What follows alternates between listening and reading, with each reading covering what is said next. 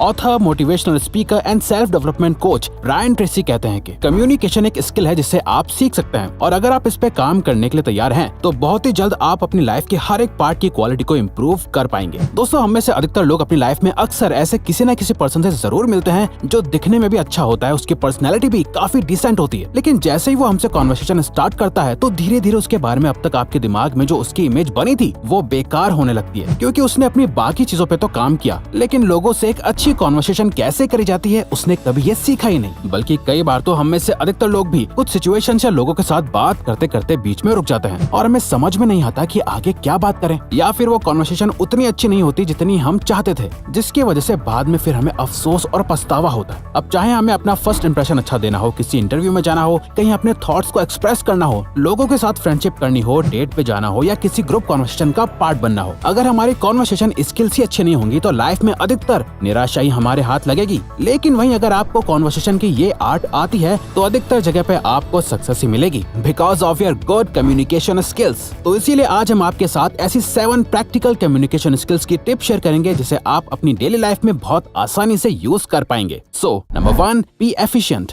दोस्तों, sales world में एक कॉन्सेप्ट है किस वर्सेस किल का।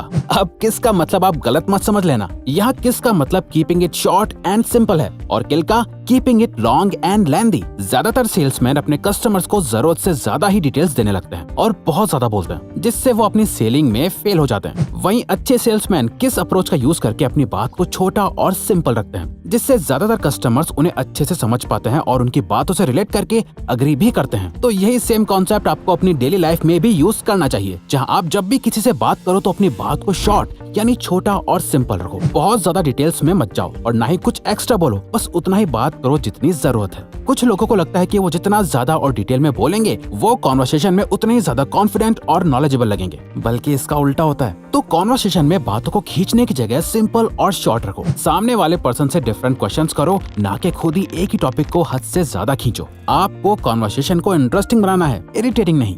Make others feel important.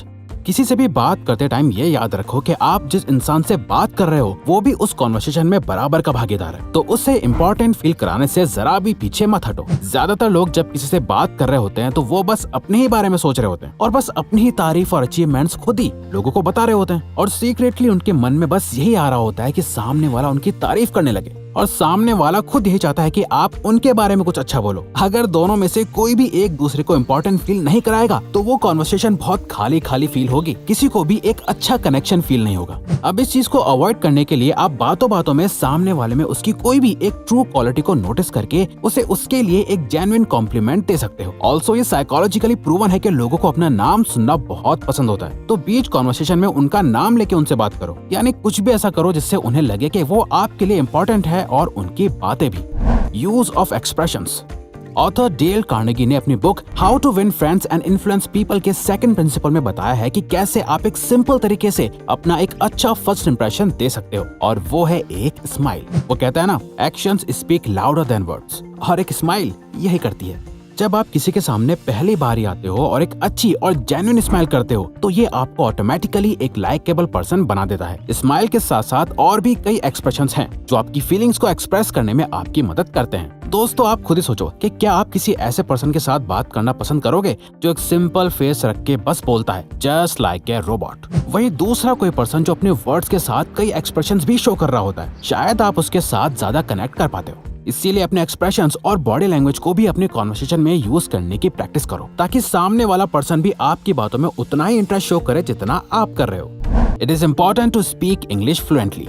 दोस्तों, आप लाइफ में अक्सर खुद को ऐसे एनवायरनमेंट या लोगों के बीच पाओगे जहां आप कम्युनिकेट करने के लिए अपनी लोकल लैंग्वेज यूज नहीं कर सकते। वहां आपको इंग्लिश में ही कम्युनिकेट करना होता है। देखिए, हमारे अकॉर्डिंग इंग्लिश सिर्फ एक ग्लोबल लैंग्वेज नहीं है, बल्कि ये एक स्किल की तरह है जिसको आप अपने एडवांटेज के लिए सही समय पे खुद को सही से एक्सप्रेस करने के लिए यूज कर सकते हैं। जैसे कि अगर आप किसी इंटरव्यू के लिए प्रिपरेशन कर रहे हैं, आपकी कोई मीटिंग है, आपको किसी से मिलना है या आपको कहीं ऐसी जगह जाना है जहां आप इंग्लिश में ही कम्युनिकेट कर रहे होंगे, तो अगर आप भी बजाय सिर्फ वहां चुप रहने के इंग्लिश में कम्युनिकेट करके अपने थॉट्स और ओपिनियन को अच्छे से एक्सप्रेस कर पाएंगे तो वहां आपको एक एडवांटेज भी मिलेगा और आप कॉन्फिडेंट भी फील करेंगे किसी से भी कम्युनिकेट करने में। देखो, ये तो हम में से अधिकतर लोगों को पता है कि आज के टाइम में इंग्लिश में कम्युनिकेट करना कितना जरूरी है, लेकिन अब सवाल आता है कि इसे सीखे कैसे।